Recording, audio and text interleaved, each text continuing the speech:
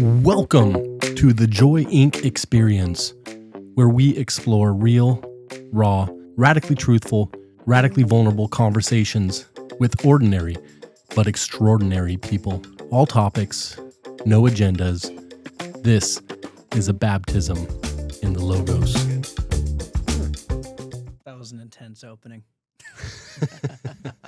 On today's episode, Blake Crossen? Crossen. No L. No L. No. Just drop. It's a silent L. With Arbor Barber. ArborBarber.com. ArborBarber.com. Yeah, Arbor Barber Tree Service. It's awesome. You ran into one of our guys in the hallway and told you a little bit about JOYinc, and your email struck me because I'm always looking for business owners who are trying to do business the right way. And our heart behind JOYinc, and before we launched in 2017, it was really the name JOYinc. Our business philosophy was predicated on what would business look like if we did business in pursuit of joy instead of money, and really just allowing the spirit of joy to guide us through our decisions and through our conversations and through, micro decisions, macro decisions in business, financial decisions, and really just question what the standard business practice is, and then not necessarily just do the opposite to buck the system, but just challenge how business is done and how we can maybe do it better and healthier. And, we're surrounded in this room by, a few hundred very powerful mentors on the bookshelf here. Jim Rohn would say that books are your best mentors, and they certainly have been that for me. I'm over a couple thousand books in over the last 20 years and never went to college, but what I've found is these common threads amongst these people who've lived experiences and started businesses and failed businesses and rebuilt businesses and whatnot is they're, at the end of the day, most of them, even the most successful businesses, I think like Ray Dalio, whatnot, who built one of the largest hedge funds in the world, now is spending most of his time pursuing purpose and meaning. And that's what we found at JOYinc as well. We've had our fair share of financial success, but aiming at,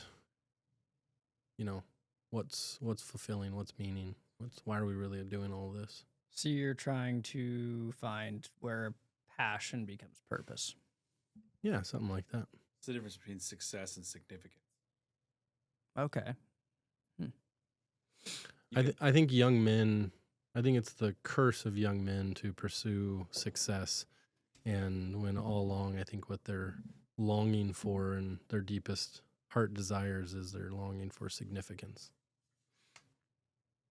Never looked at the two as a difference. So that's interesting. I've looked passion and purpose. I've looked at success as a lot of things over the years. It's definitely changed. When I was young, I thought, success is money. Doesn't matter how or why or anything like that. And then Get it anyways, by all means. You get older and all of a sudden you're like, well, success is not just that. You've got to have a loving family. You have to have morals, standards, ethics. If you're a billionaire but you got there by screwing everyone over and being a criminal, I don't think that's successful. I like John Maxwell's definition of success that he said at the conference last year. The people who know me the best like me the most. I like it. That guy's written a book or two about success. So I have yet to read a John Maxwell book. Whoa. We can send you home with one. I'm gonna get into that next. I'm currently reading what is it? Think and Grow Rich. Yeah, right here. Kiyosaki. Yeah. Right here in the Napoleon Hill section over here. Oh, you got the Dr. Hill section over there? Yeah, there's extra copies because I give that book away a lot, but I've got 6 or 7 copies of Think and Grow Rich right there. I'm about a quarter of the way through. It's a little dry, but it's... Do you listen to audiobooks? I do audiobooks while I drive. I like reading sometimes, like at night and stuff like that, though, over the audiobooks. It kind of just depends on what I have. Yeah.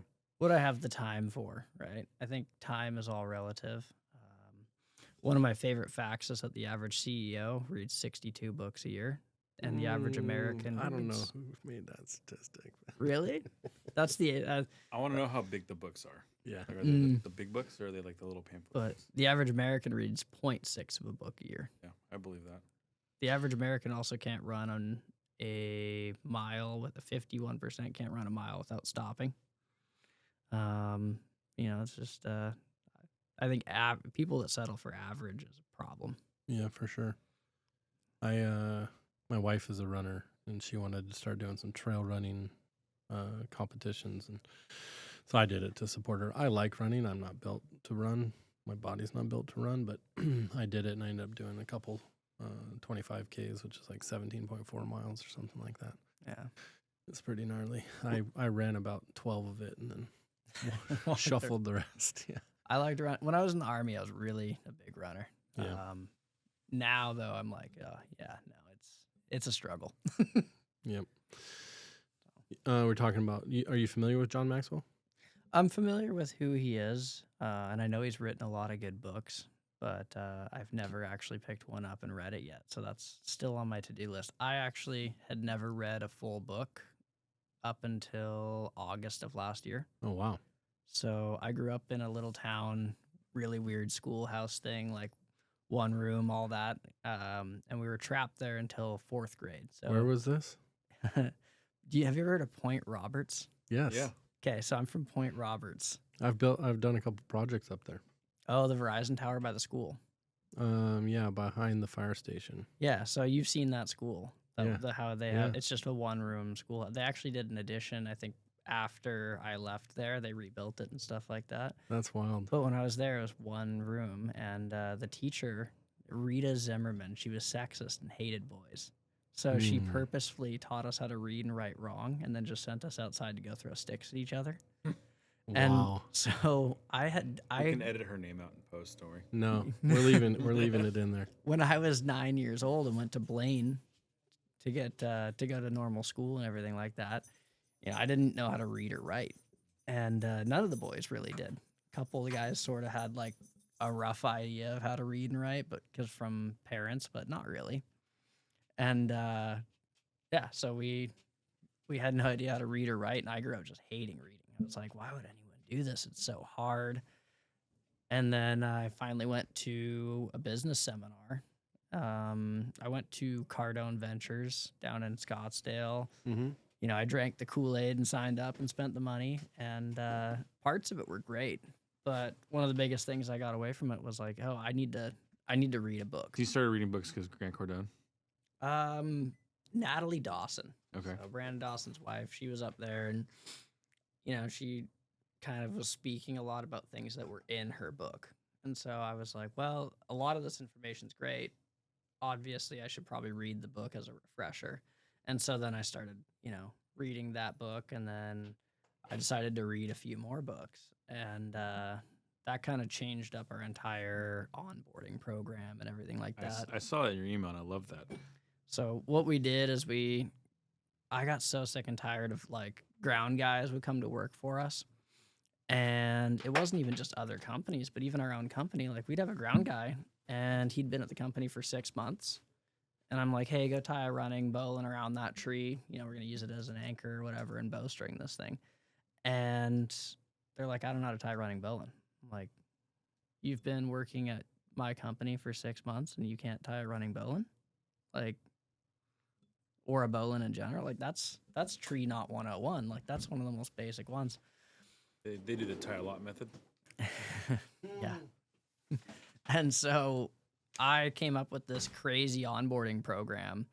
And when I say crazy, maybe not for some companies, but for a residential tree service, you have to learn 14 knots. There's 4 books to read. One of them is The 7 Habits. Great book. There. Yeah. And so we gave them 4 books to read. One is Teamwork by Natalie Dawson. And the reason why is because we based our onboarding, our growth organization, our chart, everything is based on this book. And kind of the Cardone style of doing it, where you promote from within and train and develop rather than just trying to find these people. Right. And so that was the first book. And that worked out great because we've had a few guys that have come in to onboard. And one guy in a second interview, he asked, "What's the books?" So we gave him the book list. And he read that book in 2 days. And he called us. He goes, "Hey, I'm ready to do my third interview. I read that book. Like, when can I start?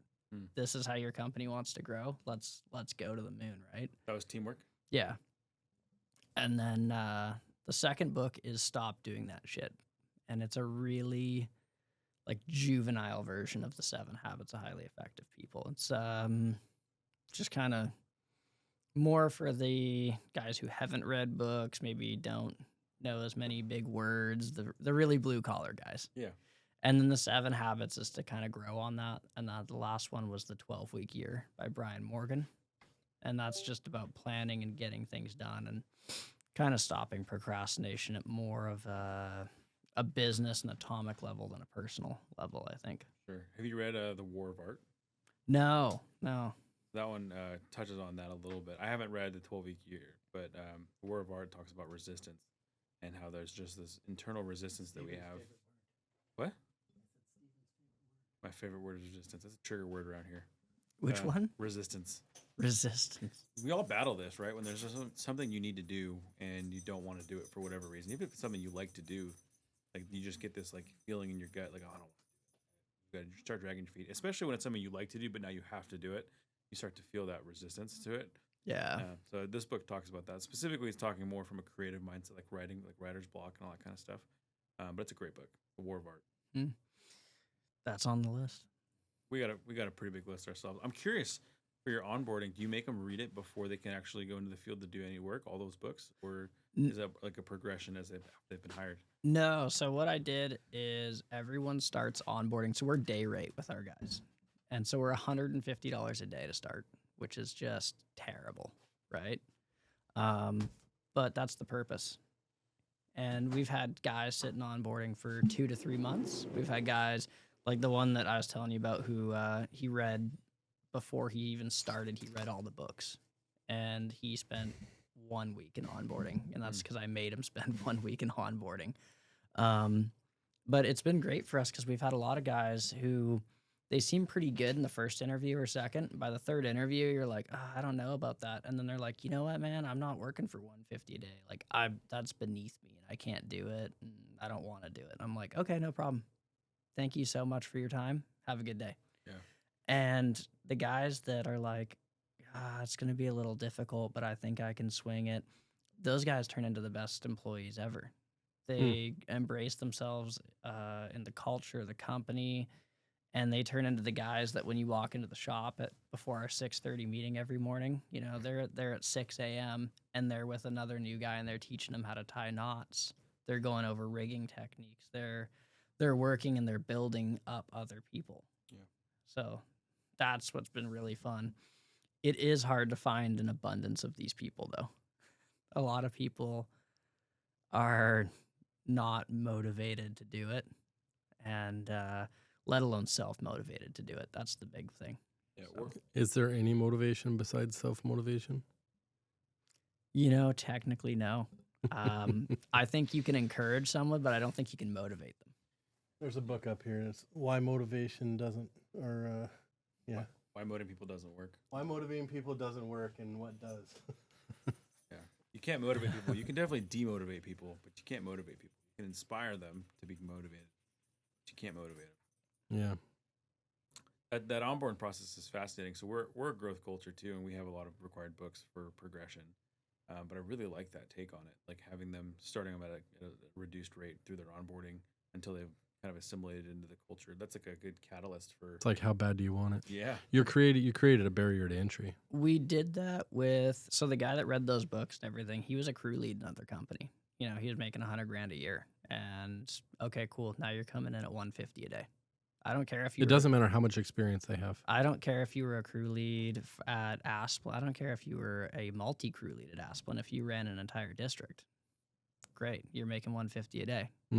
Learn our company, learn our culture, and you might only have to do that for 1 week, but you're going to do it for a week, and then you're going to be a junior climber for a week or two. And I don't believe in time restrictions on promotions. I think it should all be merit based, not tenure, which is why I have a huge disagreement with unions. But there's Yeah. a few other reasons. Quite a bit. I told you in your email we're going to get along pretty well. Yeah. No? It's a meritocracy. Yeah. Hmm. You promote people based on merit, not time or tenure, experience. And really, it's about value. It's the value that they're bringing in that moment and that week, not necessarily how much time they've been there. You could have someone who's been doing the thing for 10 years who brings less value than someone who's been doing it for a year. Well, if you have someone that's been at your company for 10 years and they're not producing amazingly and teaching people and they're not doing what you want as a company and as a culture, I don't look at that as, oh, like they've given you 10 years. No, you've sucked 10 years of your life into a company and you've been a leech on my company for 10 years. That's what you've done. You've been here wasting my time when somebody could have been in that spot that was being better. And it's funny, when I introduced all this onboarding, I got like an unbelievable amount of kickback from the guys that were already there. That was my next question. Oh, it was like, I thought we were gonna lose, out of 7 people at the company or whatever it was. Like, I thought we were gonna lose everyone except for like one guy, and we actually almost did. But for whatever reason, it kind of turned around, and everyone kind of just fell in line and started doing it. We lost 1 or 2 guys, and those 1 or 2 guys were like, "I'm not reading books. I don't understand. Why would I read a book? I'm a tree climber." I'm like, why would you improve yourself as a human being? Mm-hmm. Like, So good. it's been a fun ride. I'm finally having fun building the company. A year ago, I was also not having fun doing this at all. I did not like owning a company a year ago. What made the difference? What shifted in you? A lot shifted in me. I mean, I had a really tough 2024 and 2025. Like, that was probably like the hardest year of my life. And it was really just going to that Cardone Ventures thing and getting motivated, seeing the other people that were doing something with their lives. Because I was stagnant. I wasn't doing anything. I wasn't just stagnant. I mean, I was declining is what I was doing. The business was declining. My mental health was declining, everything. So turning that around, all of a sudden getting motivated by the other people that were inspiring around me, I guess you could say. And then that self-motivation came.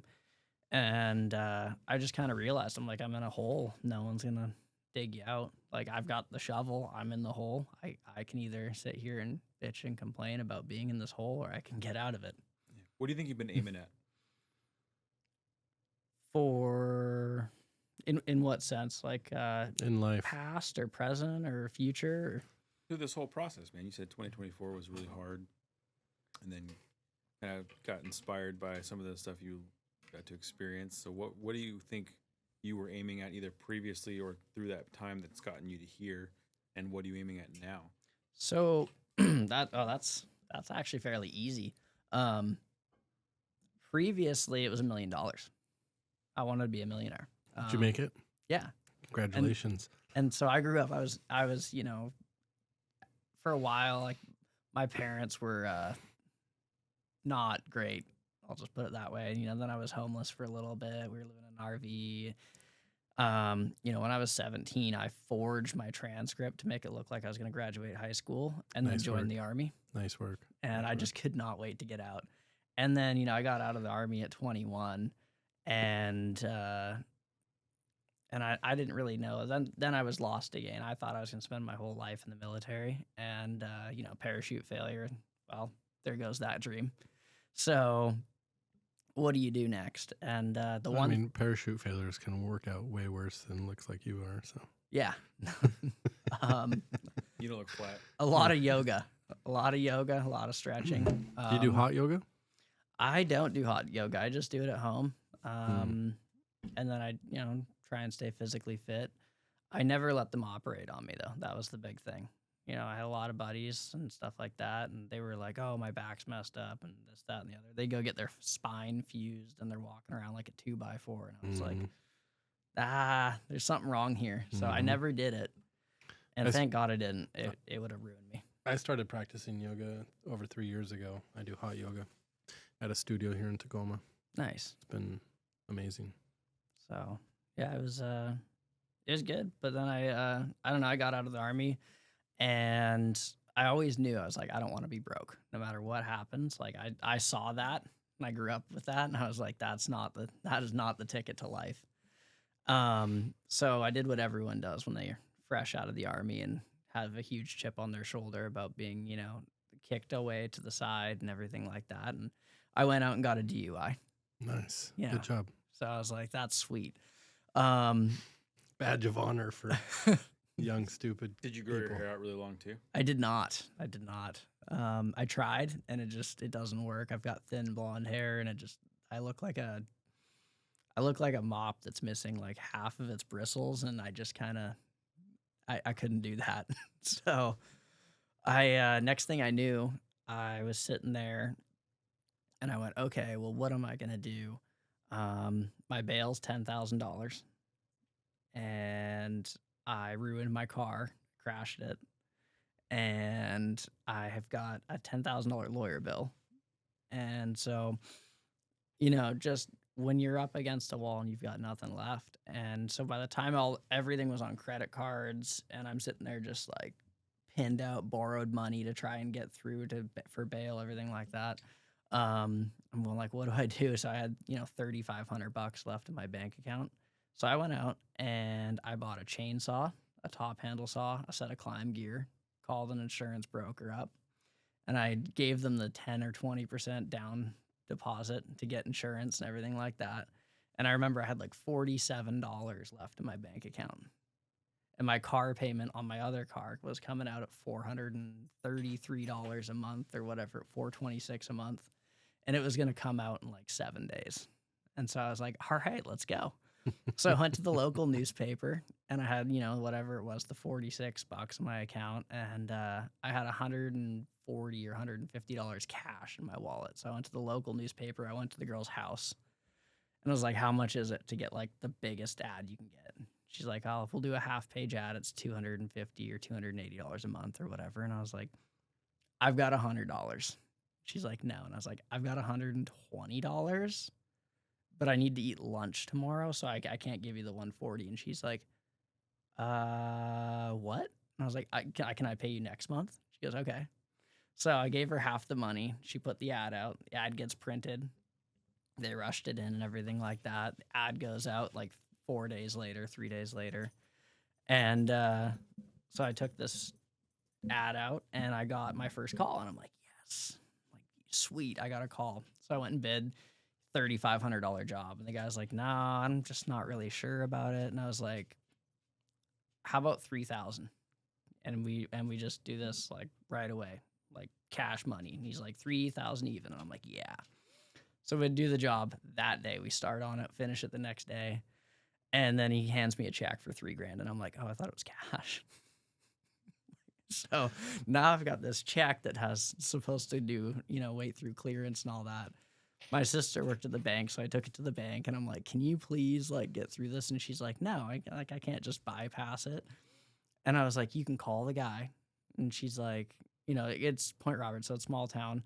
So I give her the number. This is all happening in Point Roberts. Yeah. So I give this number out. That makes the story better. You should preface it with that. Yeah, no, it's 1,500 people. If you folks don't know where Point Roberts is, you can look it up on a map. They should just give it to Canada. They should. Yeah, so I get this check to clear. She puts a 1-day hold on it just to kind of blow things over, because it was a Canadian check, and they're supposed to do a 30 business day hold, which is like 45 days, right?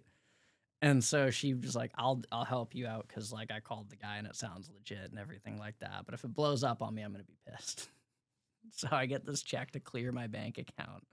And then the next day, the car payment came out. And next thing I knew, I was a tree service. Nice. Were you Arbor Barber then? No, I was all American. So I actually didn't even have tree insurance at the time. I had handyman insurance. Nice. Totally wouldn't have covered me for if I hit a house at all, because that was cheaper. But when you're licensed and bonded, that's what people want to see, right? So Did you have experience doing tree work? No, actually, I've got a video of the very first top I ever took went totally sideways, almost killed me. Completely stone dead fir. I had no business doing anything to do with trees. Did you grow up running chainsaws? No, I mean cutting firewood. So was that the first chainsaw you used?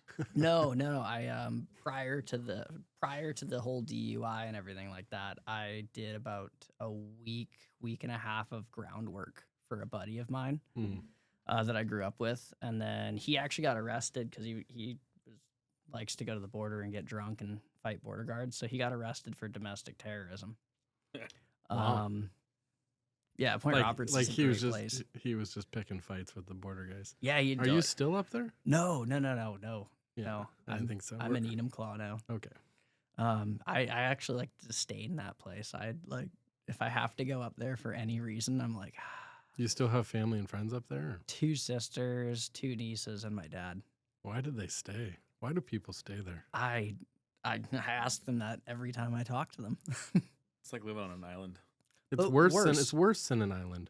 No, like an island, you can like go on and off, and like you can like take your gun with you, and like normal stuff. But Point Roberts, like until you've crossed the border and you've been drug out of your car because you have a banana on the dash, and then they search your whole car and threaten to give you a $10,000 fine for illegal importation of citrus fruits and stuff like that. Like, This is just lunch. No, that's a bioweapon. Yeah, like we did. It was wild getting stuff up there for. What we found was if you told them, like, we'd have a truck just full of stuff. And we would tell them we're not making any stops in Canada. We're going straight through to Point Roberts. We're carrying electronic equipment, yada, yada, yada. This is all for a cell site. But we had like pre-prepped letters and letters from Verizon, stuff like that. So it made it easier to. And even then, like one wrong border guard and you're done. One border guard on a power trip. Yeah, no, 100%. I just, it's an interesting place, but growing up there gave me a unique view of the world. I'll put it that way. I bet. So you were probably going to school there when we were building that tower. So my dad actually. They're taking that tower down. Really? Yeah, and I don't know what happened there other than Verizon's falling apart as a company, but. So my dad tried to get the tower onto a 10-acre parcel he had. Yeah. But my dad's like the worst businessman I've ever met in my life. And so because the school district was like, oh, it's $1,000 a month and, you could just put the tower up, and it was super simple. But my dad was like trying to work out a deal with Verizon where it was going to be like $3,000 to $4,000 a month. And like he wanted company cell phones for the whole family and like all this crazy stuff. And I'm like, looking back at that now that I'm an adult and I'm a businessman, everything like that, I'm just like, dude, you could have just done it on like a 5-year contract, and then once the tower's up, then you could renegotiate. Yeah, they won't do that. They're always doing longer contracts and stuff like that. But most people just aren't aware of.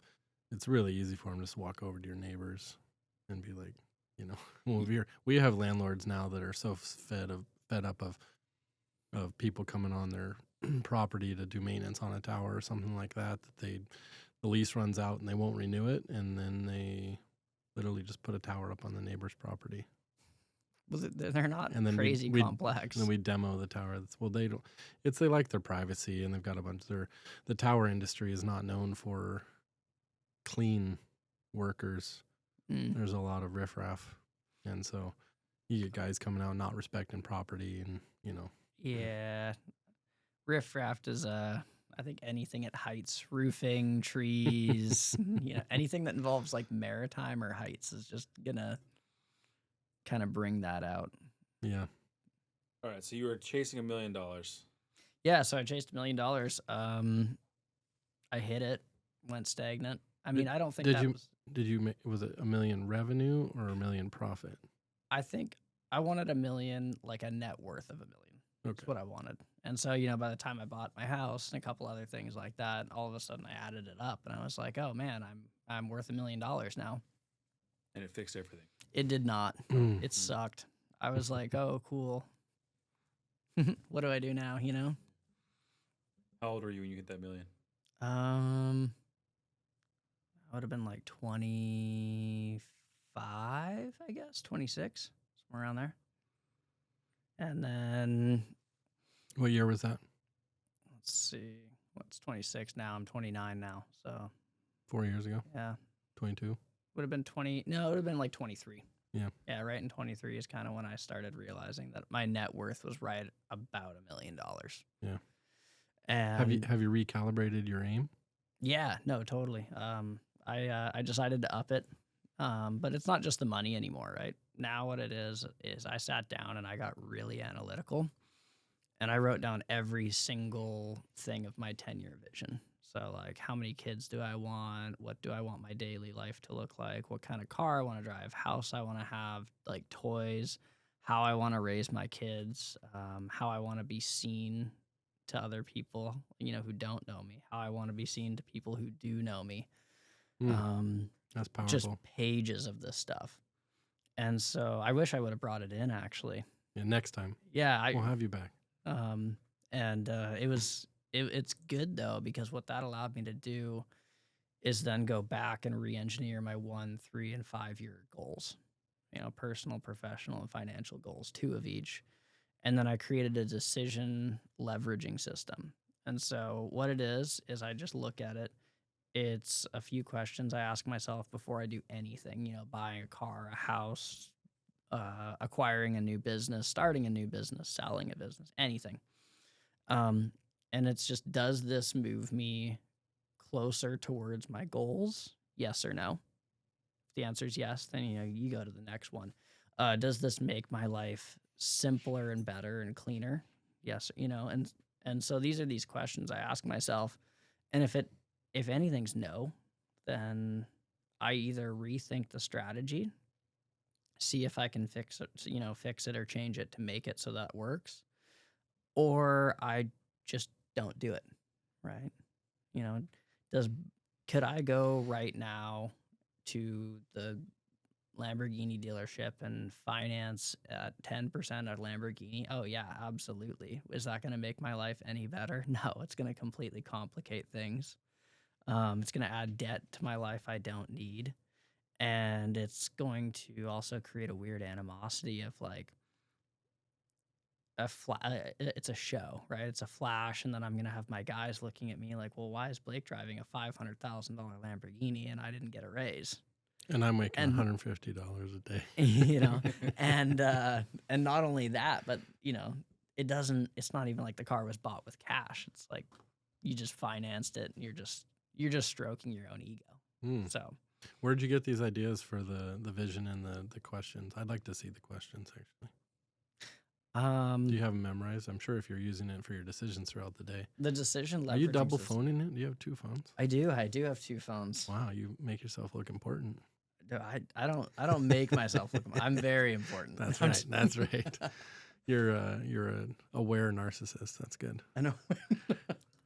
Maybe I should have introduced you guys together. I think that's an oxymoron, actually. Actually, I have a really good friend that we do a business mastermind on Wednesday nights, and the first thing I ever said to him was my therapist says I'm almost a full-fledged narcissist, and I'm almost there. I'm almost. So my decision leveraging systems, because I don't have the questions memorized verbatim. So it's 5 of them. Does this meaningfully move me toward more free, shared time in the future with loved ones? There's 2 dots, but not just money or status. Nice. So that's the first one. Would I make the same decision if it were private, boring, and unaccredited? And that's that ego check, everything like that. Does this make my life simpler and cleaner, or more complex and noisy? Does this expand my choices or narrow them? And then if no one knew about this, would I still want it? Those are some really powerful questions. If you can go through those 5 questions and everything is the right answer, then it's a no-brainer to do it. But if not, then either change it or don't do it.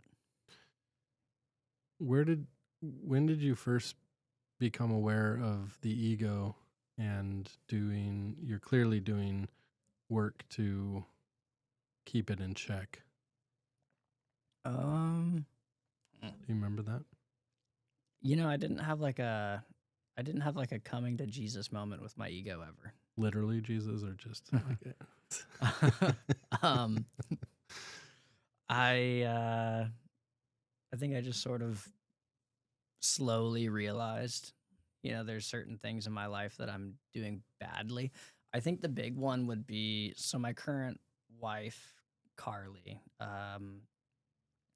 when she got pregnant, I stopped and I went, okay, so what kind of a dad do I want to be? And then the dad question then moved into what kind of partner do I want to be? Because what kind of example I set is what my kid is going to want to do. And so that's where I started realizing a lot. My dad, I mean, as much as I love him, he's my dad. When my mom left, he was like the just antithesis of a feminist. Like, he was like, women are completely useless. You should never do anything like, but every day just drilled into my head.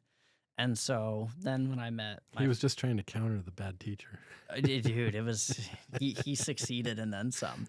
And so like by the time I met my first wife, Ashley, and like we just, I don't want to say I never loved her. I did. And I feel terrible for everything I put her through, truly. But I was just an asshole. That's all there is to it. I didn't care about her opinion, her feelings, any of it. And so I started realizing how poorly I had treated her at this time. And then I thought, man, like, I got to change that. And so even with Carly at the time, we were just dating. We weren't married yet. And I went, oh, I'm treating Carly not great either. And so then I needed to start improving that. And that's when I think the inner lookings started coming through of like, well, what kind of a person am I really? Am I actually a good person? No. And that also ended up going hand in hand with business. No one wants to work for a bad person. If you're a bad, terrible person, no one wants to work for you.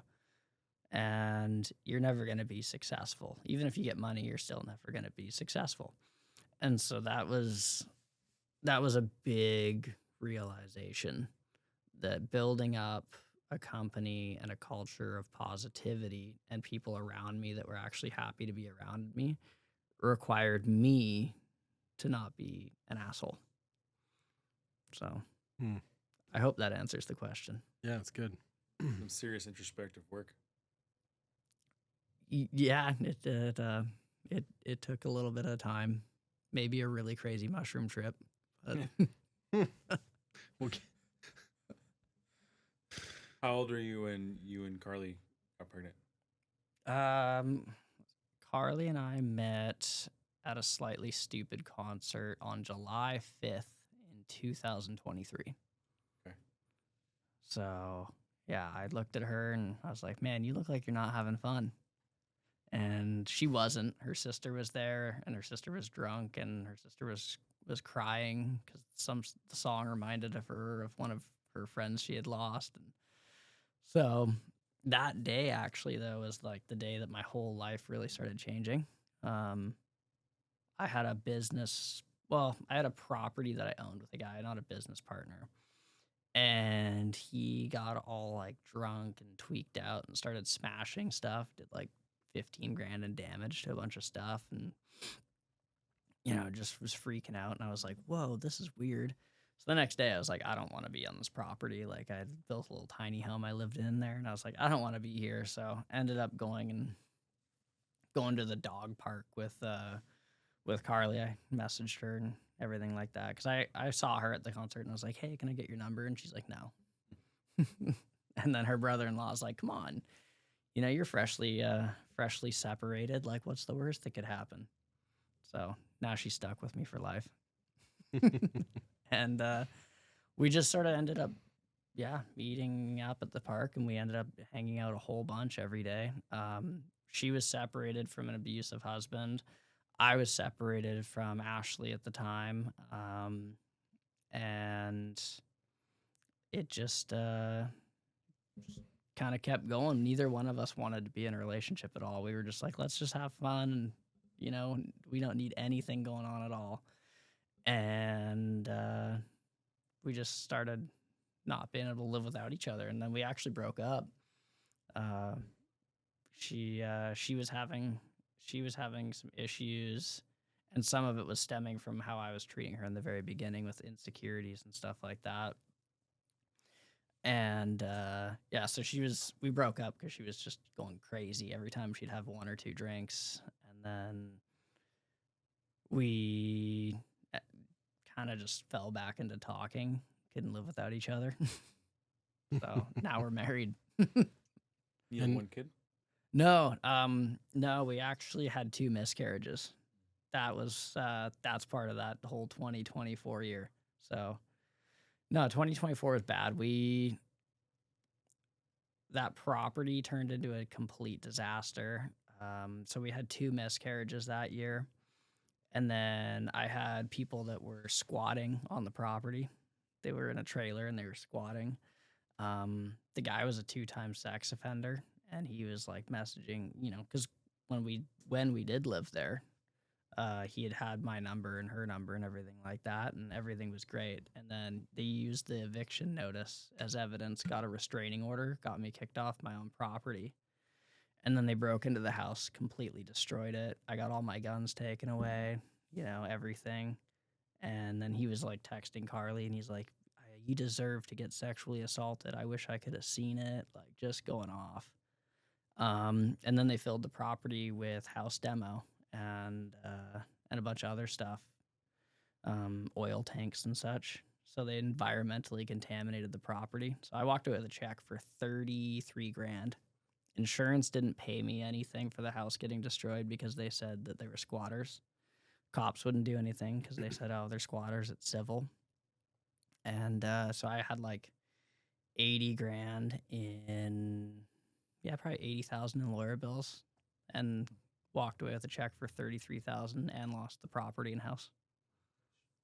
Yikes. And then the 2 miscarriages, and I was so that's actually kind of what did it for me, getting more motivated, I guess you could say. I was getting out of that slump because I actually, in April of 2025, I had my buddy drop me off at the airport on a one-way ticket to Mexico, left my dog with him, and I was going to go to Mexico and kill myself. And so I'm a dive master. You know, I know all the rules of scuba diving. Basically around like 70 meters or so, oxygen starts to turn toxic. And so I started swimming down and down and down. I was getting down to like 60 meters, and I was like, I was out in Cozumel. It goes down, 250 meters. I was like, I want to die in the ocean. I'm cool with this. And a sea turtle swam over and just swam right into me and started pushing me up to the surface. Mm. And I was like, okay, so it's not my time to go right now, apparently. Wow. I figured that if there's a sign, that's it. Yeah. Sounds like a God sign to me. So Saved by the turtle. yeah. You have a turtle tattoo now? I don't. I'm gonna get one though. I'm not too sure. I've got I do have some stupid tattoos, but no, I got a frog riding a bull shark, Nice. And you were married at this time to Carly? No. Oh, this is pre-Carly. Yeah, this is on one of our 3 breakups we had. Hmm. We had 2 short ones that were like, a couple weeks. Things weren't great, and so I kind of was like, hey, you should go stay with your sister. We shouldn't be together. And she's like, no, I think we probably should. And I was like, yeah, I don't think you should be around. You're not going to want to be around for what happens next. But does Ashton work for you? I love that you know that. Okay. I'm looking at your website. Yeah, Ashton does work for me, and that's where I've learned some interesting things about joy from that. Interesting. Ashton Burlingame?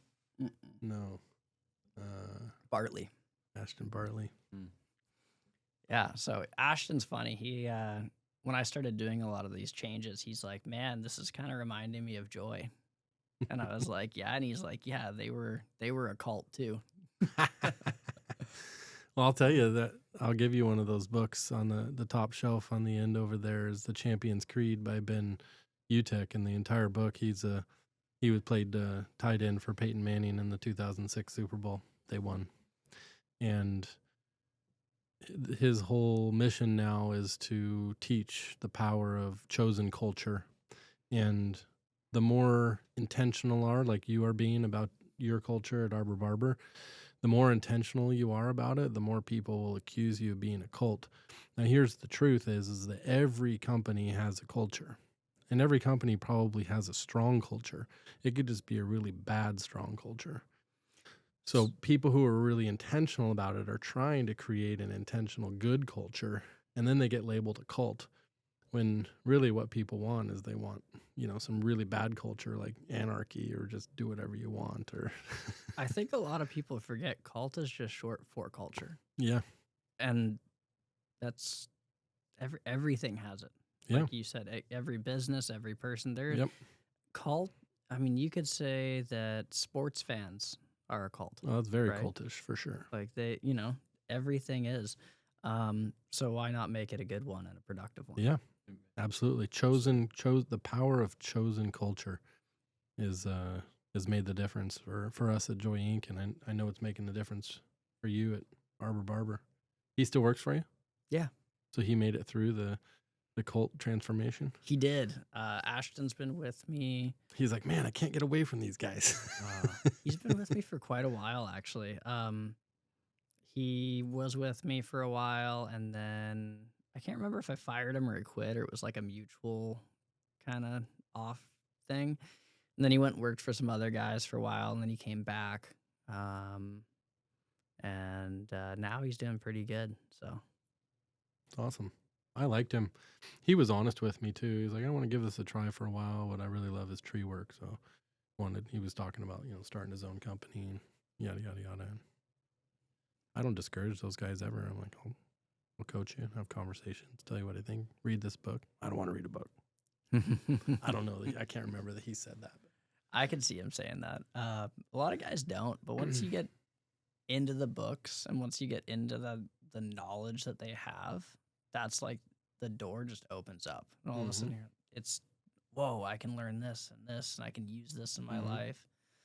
So I'm really trying to get the guys into reading. One thing we're moving to is we're going to require all of our crew leads to read one book every month. And then all of our salesmen to require one sales or marketing book. How do you communicate these expectations or behaviors that you want? Right now it's fairly rough. We don't have a great way to do it. We do have an employee handbook and stuff like that, and it's going to go into their contracts. But it's just a matter of actually following up on it. Yeah. Asking them questions and stuff like that. They could lie, right? Like I can't, I have a book test for the onboarding because it's the same 4 books. But you could say, oh, you have to write an essay or something like that. I've heard that one, but ChatGPT, that'll. So we have our guys do an essay for each book, but it's not an essay that ChatGPT can write. So we don't want a recap of the book. We don't want to know what the book says. We've all read the books. We want to know, what did you learn from it? What do you see differently about the world because you read this book? How does this shape your perspective? I call it an introspective book review. So if they send me book notes, I'll send it back and say, this is what I'm looking for. And I have a definition for it, but it's an introspective book review, meaning this is the lessons that I took away and this is what I'm committing to put into discipline in my life.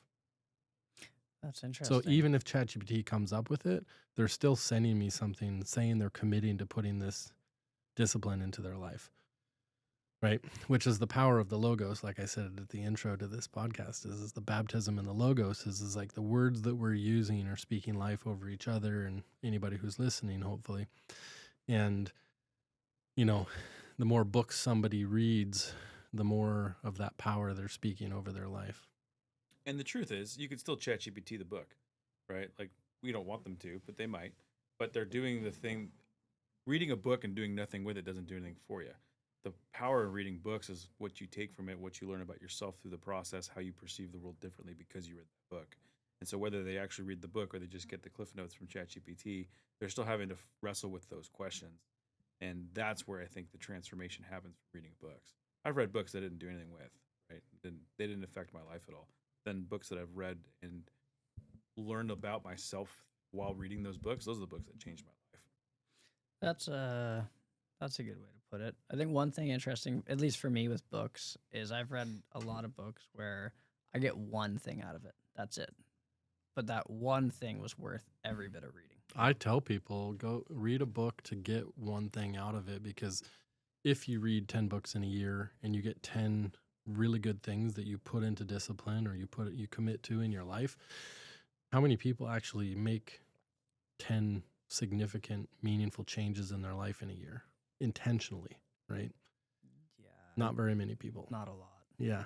And so you to say, like, going back to what you said about, CEOs read 62 books. I heard that statistic. And so I did that a couple years ago. I did 52 books. I did a week a year, or a book a week, and 52 in the year. And it got to be like, just so I could say I did 52 books in a year. It was a rough year for us because he was giving us new stuff to work on every single day.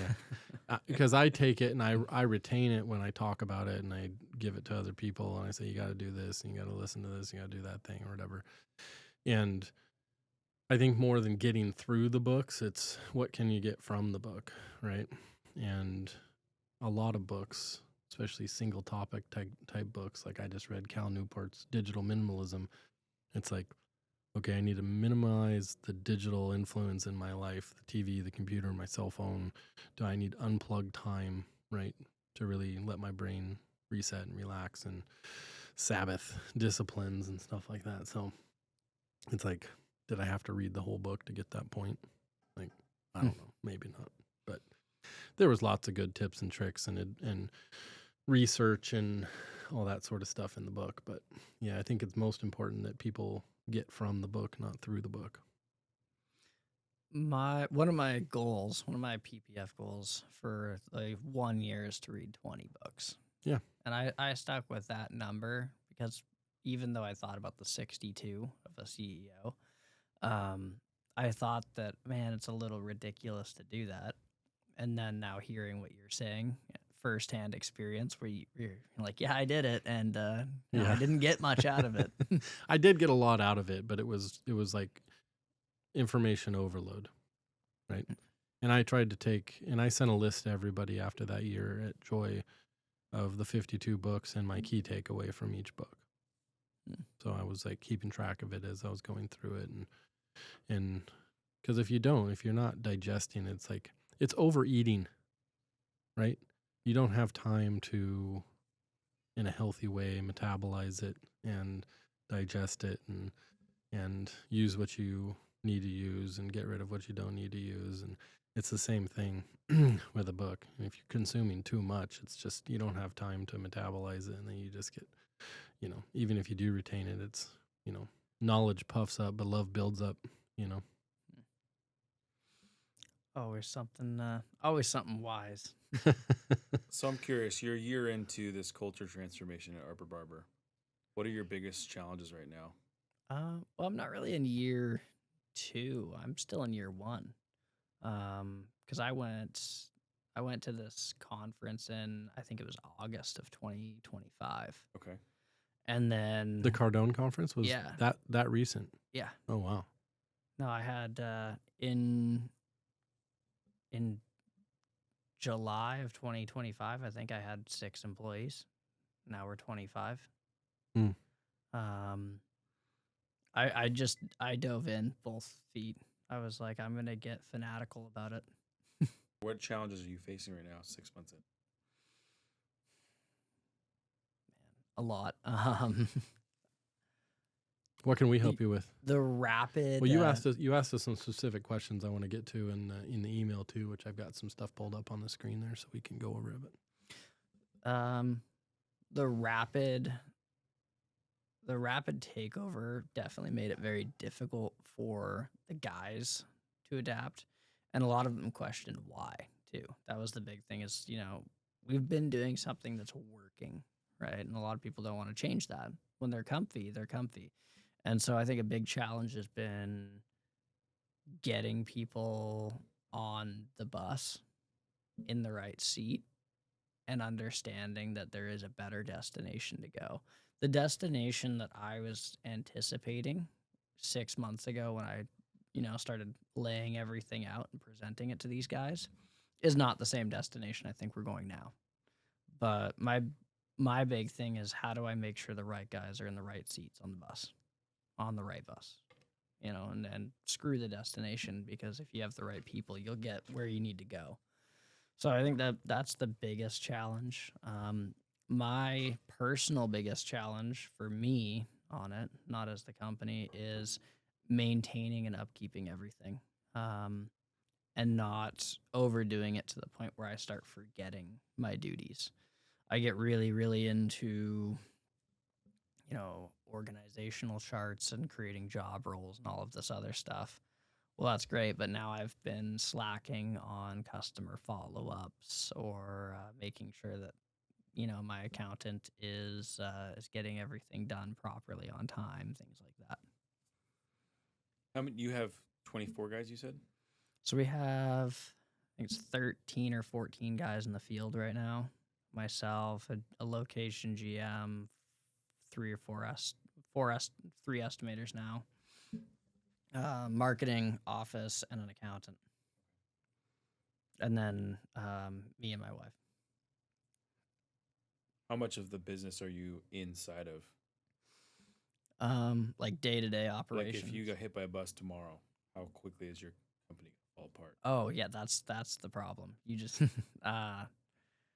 if I got hit by a bus tomorrow, my company would not make it more than. That's a good question, actually. I think it might survive. It definitely. Who would be the key players to determine it would survive or not? My location GM, Tim. He's good. He doesn't have a lot of experience running a tree service. He came from excavation, and then he went to private equity acquisitions, and then he went to equipment sales, and now he's working for me.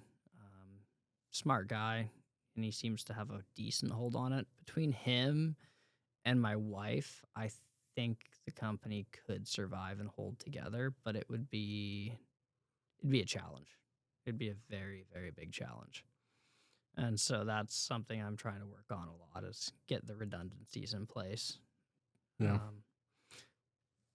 I hear a lot in a lot of books, listening to a lot of podcasts or seminars or whatever. I'm not a CEO, right? He's our chief joy officer. But the goal should be to be working on the business more than you're working in the business, right? Building that system structure, building those fail safes, building that redundancy, so that if you wanted to go to Mexico and not go scuba diving too deep, but go to Mexico for fun for a month or two, or for whatever reason you became inept and couldn't work on your business, like, it would survive. It might go a different direction than if you were steering the ship, but the goal is for it to become self-sustaining without you in every little fire and problem that happens. We're working on getting to that now. 8 years in, we're trying to build in that system structure. And I think from my perspective, like, those are some things that we've tried to kind of do in the past and haven't always worked. But the longer you aren't in that role, the harder it is. The longer you aren't building that, the harder it is to build it when you ultimately do. Yeah, it's a challenge, but we are working on it little by little. AI can be such a powerful tool to speed that up for you and help through that process. I've used AI a lot to write a lot of these systems. It requires a lot of checking and going back and editing, though, is what I've noticed. Absolutely.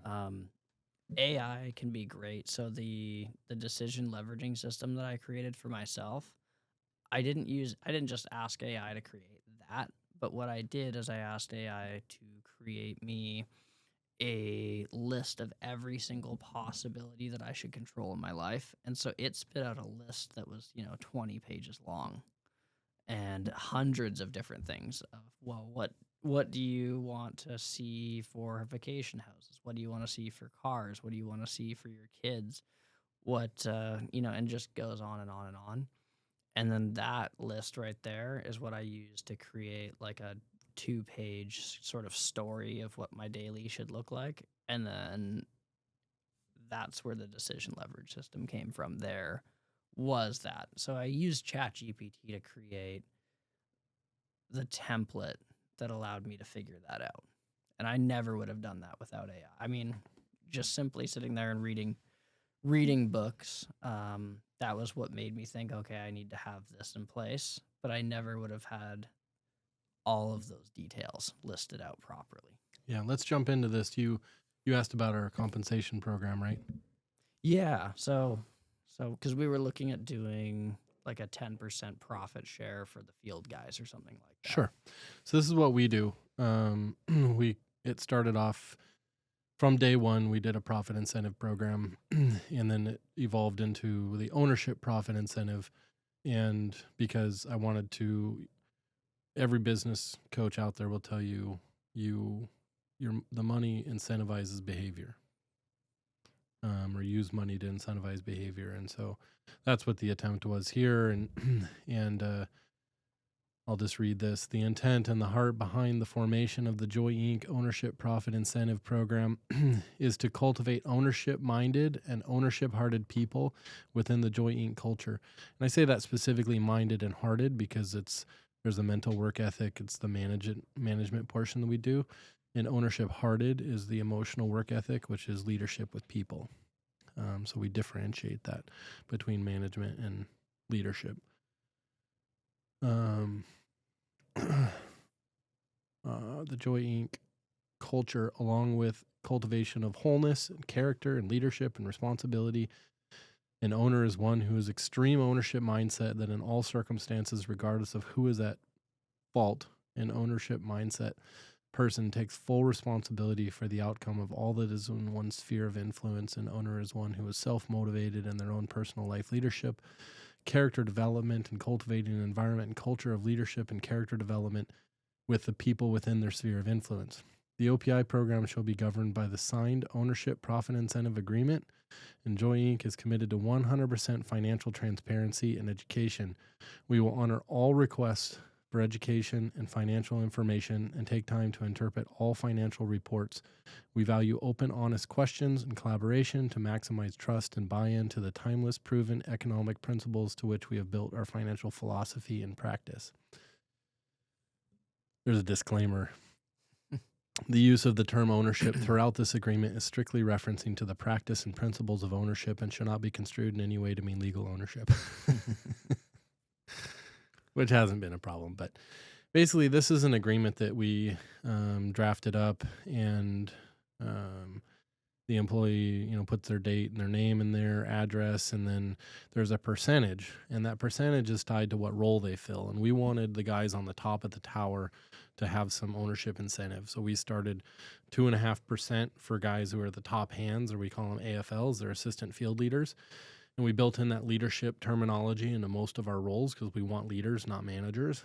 And so 2.5% for the guys in top hand positions, and then 10% for the guys who are field leaders who are running crews on the ground, and then 10% or 10-15% for the guys who are project managers. And then Steven's part of the OPI program. I'm part of the OPI program myself.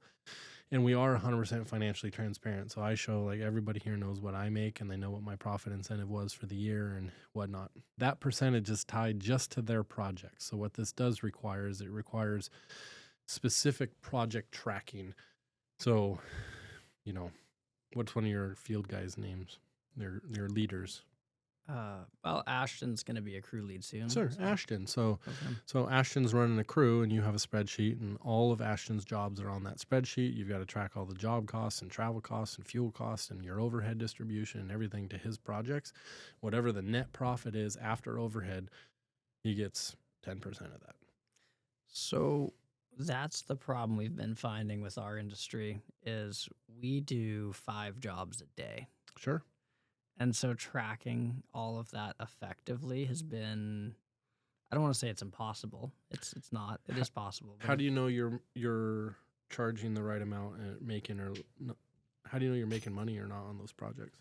So if you're not tracking them already, we do track them, but we track them in a very general standpoint. What we do is we aim for $1,750 per man per day regardless of equipment or anything like that. We don't have a lot of material that goes into our jobs. Does that number include the equipment, the fuel, and the travel and everything? Like you did the math on it for the year and replacement costs and overhead and all of that? Yeah. If we hit $17.50 per man per day, we're 15% profitable on average. That's awesome. So that's it. It kind of works. The problem with trying to track it per job is that we have a $600 job in the morning, and then we have a $3,200 job in the afternoon, and then this crew splits up, and one of them goes to a $1,200 job with one other guy, and then 3 guys go to the $1,500 job for the day and then finish off. So we were thinking of doing a 10% profit share in, just split equally among all the guys. So you take 10%, split that 10% amongst everybody. Yeah. Yep. The only thing with that is that, yeah, you lose on crew leads making more than someone who just started. Well, I mean, you could do 7% for the crew leads and 2% for the, 2.5% for the other guys, or 3% for the other guys. You can split it however you want, doing it that way. I think that the only disadvantage to that model is if you're trying to incentivize individual performance. So if you've got and I could show you our tracker at the end of the year. We've got guys the low performers who lost money over the year, and other guys who had the same opportunity on the same types of projects and whatnot that were extremely profitable. And so my fear in doing it like you're doing it in big buckets would be to de-incentivize your hard workers, your efficient workers, the guys who are making. So then if you incentivize it per worker or per project like that, tying it to those field leaders, is they're going to make decisions like, hey, we're not going to, you teach them, say, the law of large numbers, where if you stop for 10 minutes, I do the math on stuff like this. You stop for 10 minutes for fuel and coffee and, energy drinks or whatever crap they're putting in their body that they shouldn't be. We've gone over those numbers. Right? What does 10 minutes cost? A lot. Yeah. And we went over these numbers. We used 15 as an example with someone being late, because our meeting is at 6:30. Yep. And I go, okay, so we have 8 people on our Zoom meeting screen. Yep. And we have 13 guys sitting in chairs right now. And we have another 3 people standing at the front of this. If you are 15 minutes late and we have to wait for you for 15 minutes, you're not costing 15 minutes of time. You are costing, 7 man hours is what you're costing. Yeah. So our guys plus overhead. Our guys are paid on day rate right now, and they seem to like it. I did think about going with hourly. Time tracking, there's no CRM or software that we can use right now that tracks the time properly. So we're actually in the middle of I started another company. It's Arbor Hub. So it's going to be an arborist-specific CRM and estimating app. Nice. But it's going to track time.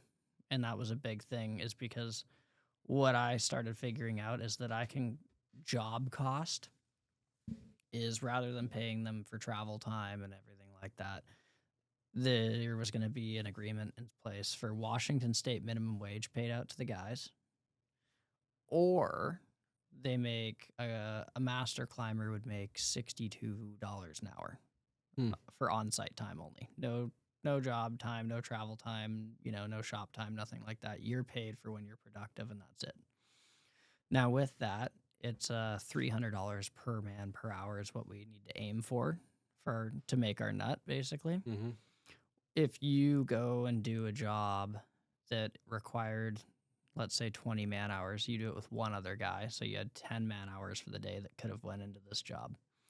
Well, if you do it in 10 total man hours, 5 hours each, instead of making your $62 an hour, because you outperform the clock, you get 20% over, which would turn into $60 an hour on top. So you'd make $122 an hour. Yeah, that's awesome.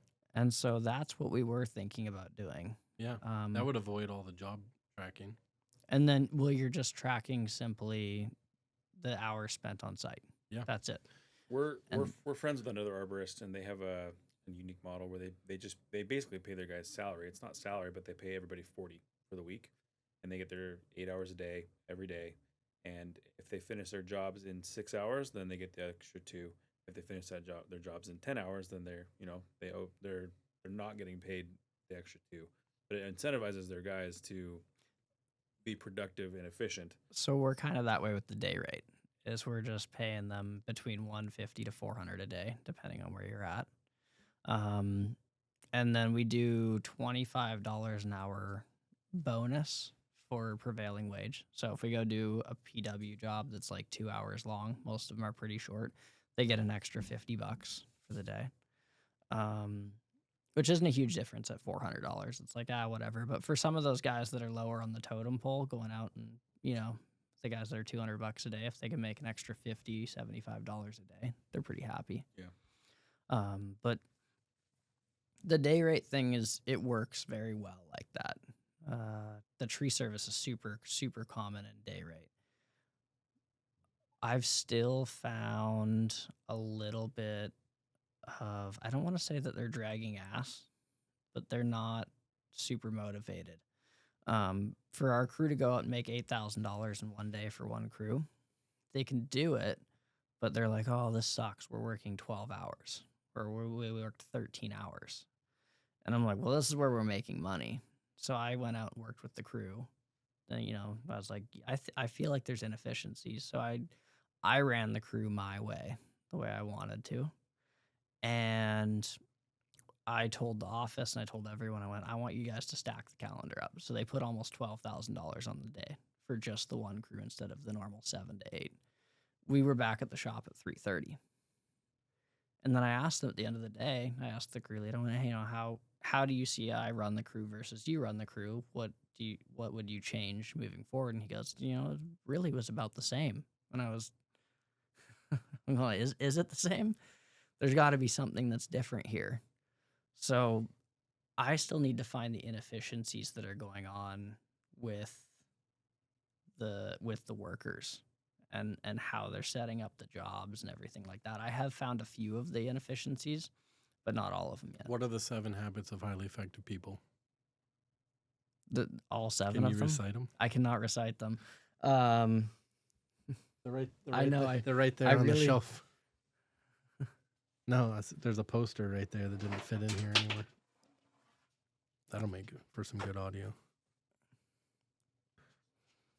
Yeah. All the inefficiencies are identified in here, right? So the guys, what you just described about yourself, when I run the project the way I want it to run, is being proactive. You know what it's going to look like when it's done, which is begin with the end in mind. You prioritize, and then you prioritize for the guys on your crew, which is proactive, begin with the end in the mind, and then putting that prioritization into action with your guys, which is why you're highly effective. Right? So it's teaching your guys that emotional work ethic to lead. What you're doing is leading. What those other guys are doing is probably, more of like a managerial thing. Like, oh, you go do this, you go do this, you do this. I don't know your guys, but Yeah. I know the difference between an efficient crew and an inefficient crew. And I think that it's leadership is proactive, whereas management is much more reactive and like, oh, I guess you got to go do that. I got to go do that. It's an attitude thing. It's low energy, low, negative emotion instead of positive emotion. So we had a job in Seattle with this crew, and the lady needed to get an RV moved and everything like that. She got her no parking signs up, the permits, all that kind of stuff. Homeless guy, right? And so in order to get this RV moved, the tow truck was there. Well, there was an apple tree in the backyard, and they needed the RV moved to get the truck backed up with the chipper and everything to the backyard. So they got on site at 9 o'clock. It was 8:55 or 9 when they showed up. Well, the tow truck didn't have this RV moved until about 9:45. And so I asked him, I went, when did the climber have spikes in the tree? When did the removal start? And he goes, oh, well, it started, probably 9:50, 9:55, as soon as we got in there. And I went, no. You didn't need the chip truck in the driveway to start climbing the tree. I mean, I would have had the climber in the tree at 9:05. Yeah. And I would have had the brush. Get out, In safety meeting, piles. gear up, let's go. Yeah, the brush would have been in piles, ready to go. Yeah. And so I think that's one thing That's that's proactive. Is my rule when I'm leading a crew is the second we show up on site, I either want a bucket in the air, spikes in a tree, or a climb line in a tree, and you're getting ready to go up spikeless, and you have a harness on. I either want a harness on or a bucket in the air within 5 minutes. Yeah. You don't need 5 guys to back vehicles around and play musical trucks and all that. It's just trying to get them to learn Yeah. that. So here's this whole ownership profit incentive agreement, and you could write your own. I'm happy to share any of this with you because I would love that. Our mission, we believe business can be a positive force for good in the world. But now, originally these were tied to what we called responsibility agreements, and we've split them into 2 different documents that Steven's been diligently working on. And this is the KPI. Are you familiar with that term? KPI, key performance indicator. Yeah, ours is at $1,750. It's $375 a year per employee for revenue. RP. Yeah. So, it has financial sustainability numbers in there, profitability. We're about shooting for the same as you are, 15%. Execution standards, operational discipline. So what we expect of them daily, weekly, monthly. And this is to drive behavior. The mistake that I made, because I had these early on at JOYinc, the responsibility commitments, and I read one too many books, and they were in a lot of philosophical language that left a lot of room for interpretation that a lot of people couldn't interpret. And so we've tried to translate them into blue-collar language that guys can understand better. So quality and safety deliverables, leadership, crew development. We can share this with you too. And then they sign these. So this is like, I'm agreeing to this and what accountability is going to look like. And then we actually have a new accountability program. What's it called? Accountability system. Accountability system. And then this is their responsibility commitment. And so they're signing their name to this. I'm going to commit to this. And we don't give this to them, say, hey, you have to sign this to work here. We give this to them, so we want you to read this and really understand it. And before you sign it, we want you to know what this means, that you're actually committing to this thing. Commitment doesn't mean a lot to many people anymore. And I think that's one of the biggest challenges for business owners is one, you look at somebody, I just looked at a resume today, a guy that's like 21 years old, and he's got like 30 jobs on there or something. It's like, goodness gracious, dude. Like, I haven't had 30 jobs in my life, and I'm 46 years old. Like, I sat down with a guy the other day who's 19, 20. Yeah. And he's had 11 jobs. Yeah, no, I see it all the time. You looking at the resume, and there's like 2 months, 2 months, 2 months. Well, And you're like, he took me through his full job history. I gave him a lot of patience, but he told me what was wrong at every single one of those employers. And I was like, Zeke, after I let him get through all of it, and I said, Zeke, do you think that there's maybe a common denominator amongst all of these different employers? And he goes, yeah, they just didn't work out. And I'm like, what's the one thing that was always consistent at every one of those jobs? He goes, nothing. They all sucked. And I'm like, you worked at every one of them. Like, so these we have character commitments, leadership commitments. I think in the one of these I was going to touch on here. Where's the book one? this is an older version of the home services one. I don't think the book one is on here, but What? Are you kidding me? The book one goes in the top section of being growth minded. So you said one book a month. That's to be part of the ownership profit incentive program. They're committing to one book a month from, I have a list of books that's like 160 books long or an approved alternative. Yeah. So they can't read like Harry Potter. I just, I left it open-ended as it has to be one book on business improvement, self-improvement, some kind of non-fictional, helpful book. But yeah, I don't think Harry Potter would do the job. Maybe, maybe not. There you are, Arbor Barber. That's the old. Oh, crew. that Ashton. Yeah, this Ashton. Yeah. I haven't seen that face. In I a while. pulled it up and I was like, oh, yeah. He came to my house and trimmed a bunch of trees, actually. Are they still alive? Yeah, he did good. They were just fir trees I just had limbed up. So he did a good job. He's definitely passionate about working on trees. So Me and Ashton, we butted heads pretty good for a while. He was actually getting ready to quit, but I'm glad he's sticking around. in case Ashton watches this podcast episode, I'll be I'll be honoring to him. But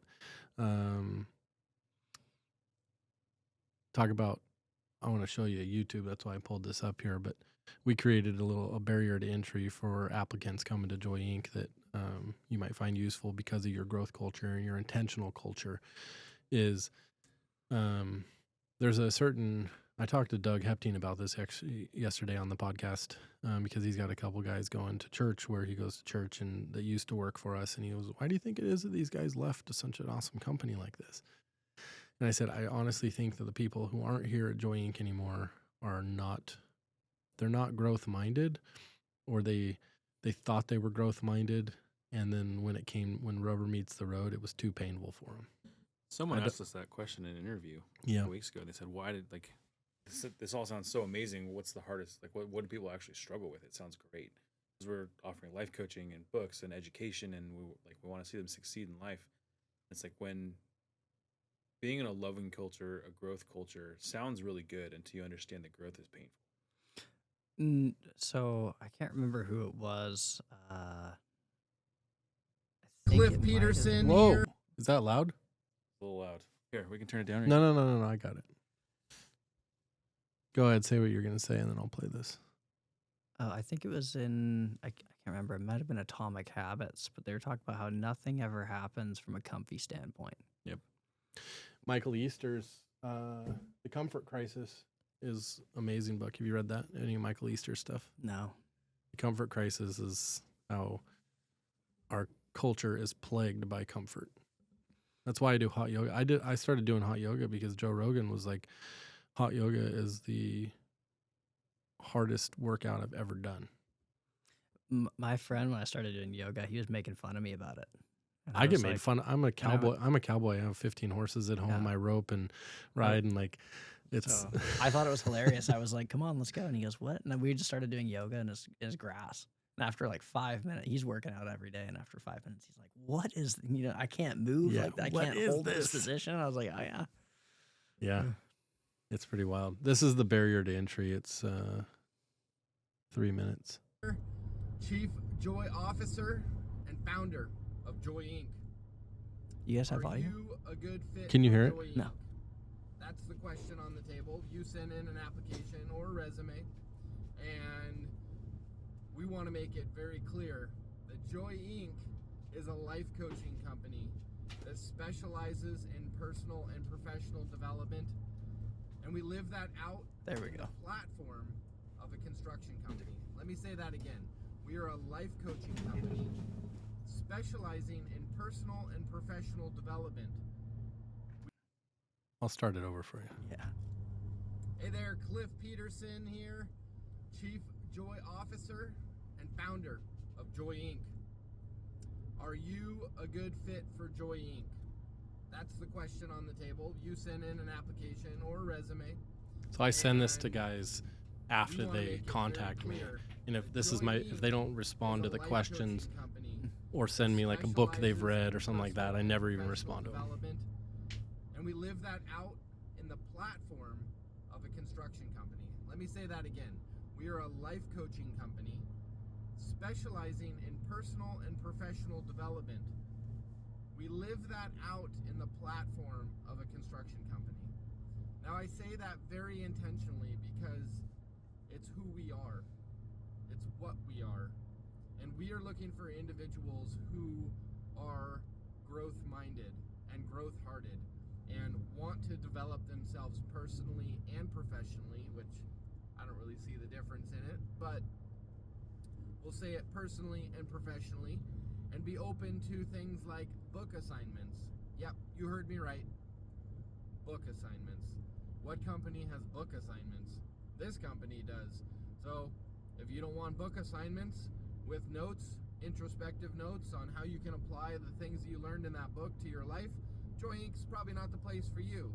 But if you're open to reading books and bettering your life, bettering yourself, adding value to your life, adding values to your life, and becoming more valuable in the marketplace, then JOYinc is the place for you.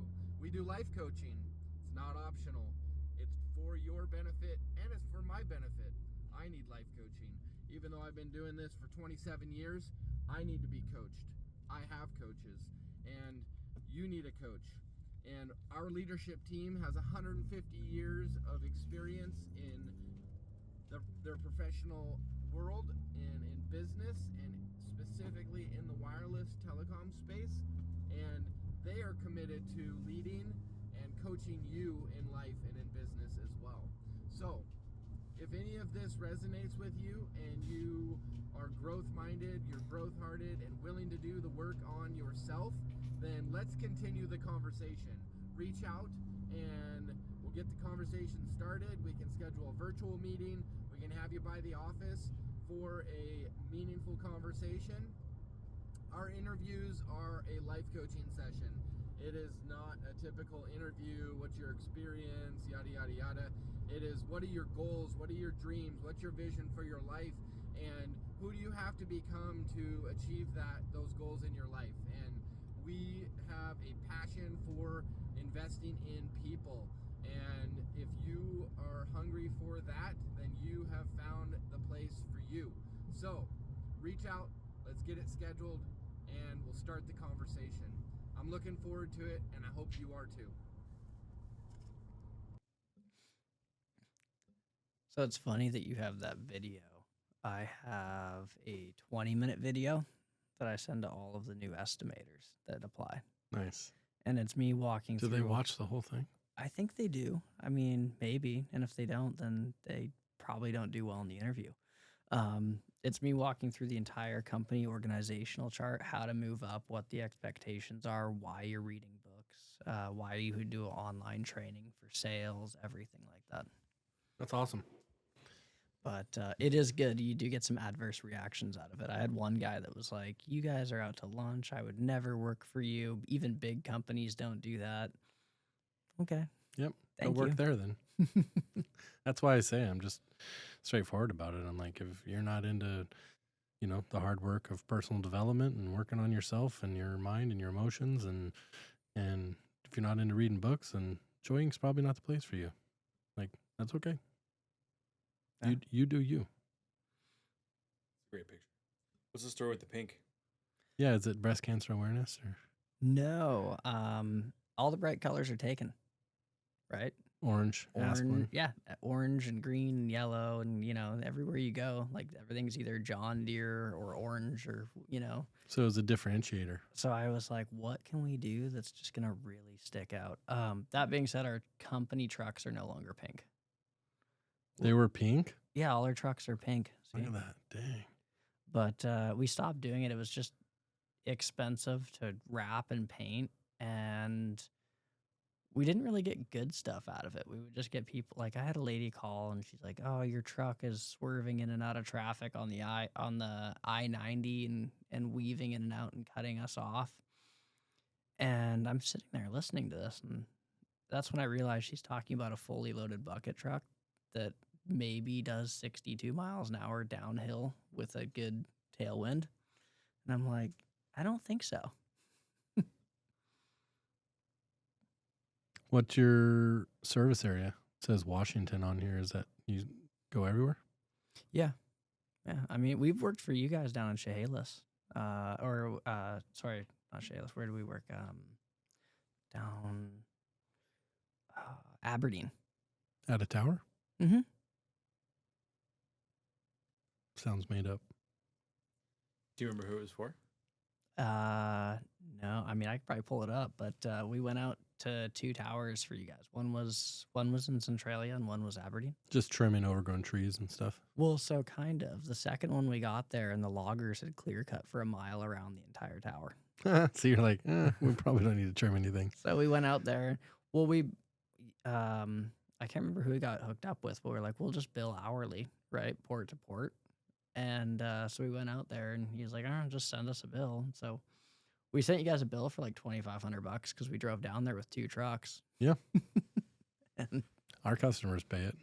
So if they don't, if they don't keep track of their records, because what happens is one of the site techs goes out and makes a note that there needs to be trees trimmed, and then it might be 6 months goes by and it's just a ticket he created, and then they finally hire a contractor to go do the tree trimming, and they don't know that the logging company's come in and done the trimming, and he hasn't been back out to the site. So I was curious, and I saw the loggers. So they were like one hill over. We drove over, and I was like, "Hey, man, like, when did you guys clear around the tower and stuff?" And he's like, "Oh, we've been here for like almost a year."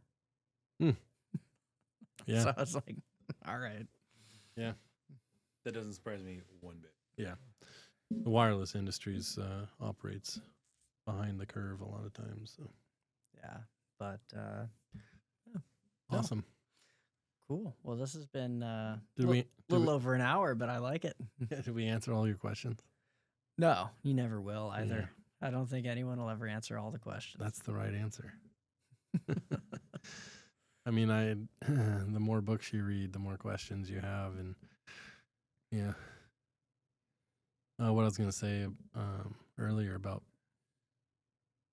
people's resistance, young guys or guys that don't want to fit into your culture or whatnot. I think one of the worst combinations is people who are ignorant and opinionated. Yeah, extremely ignorant and arrogance when they meet Yeah, are something. yeah, It's a great combo. it's awesome. They probably won't read your books though.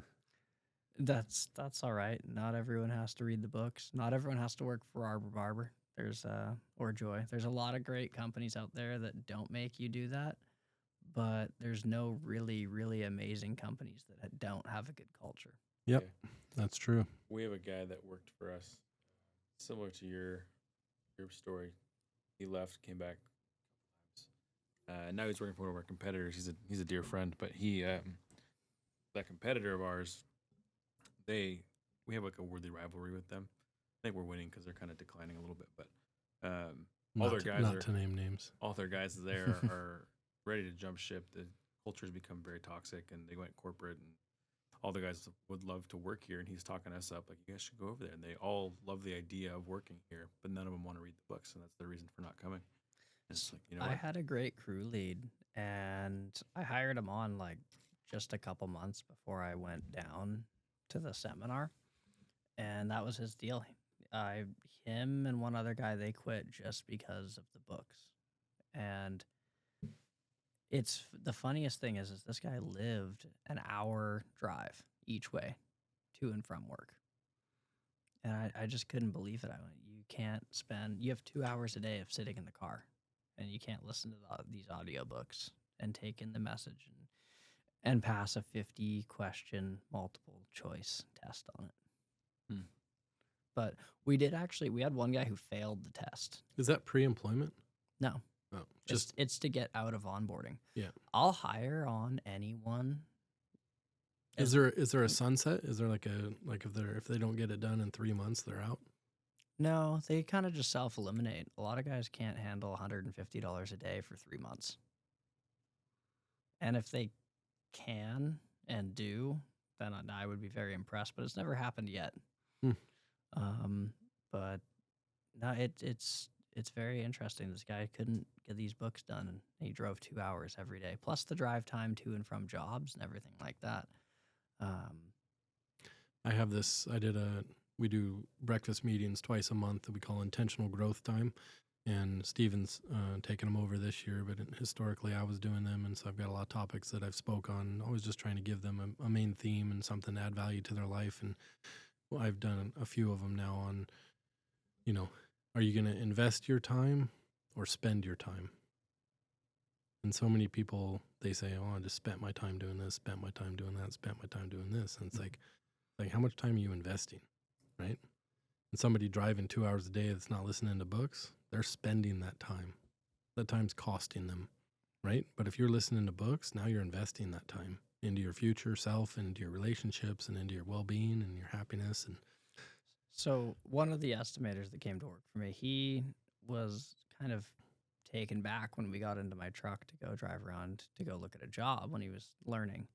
and an audiobook came on, and I paused it because we were going to talk. And he goes, "Whoa, like you're just listening to books while you drive as well?" And I went, "I don't really listen to music. Don't get me wrong, I do. If I'm tired or if I'm not focused, I'm Well, not going to do an audiobook. Once That's or silly. twice a year, I listen to music. But I'll listen. But if I'm driving for an hour to go somewhere, odds are I'm going to usually put on the audiobook and just really take in that information, especially if I'm in a Tesla. Oh, that's great. Autopilot, you can just really focus in. You don't have to care about driving. That's what we should do. We should get Dude, I love it for quoting. It's great.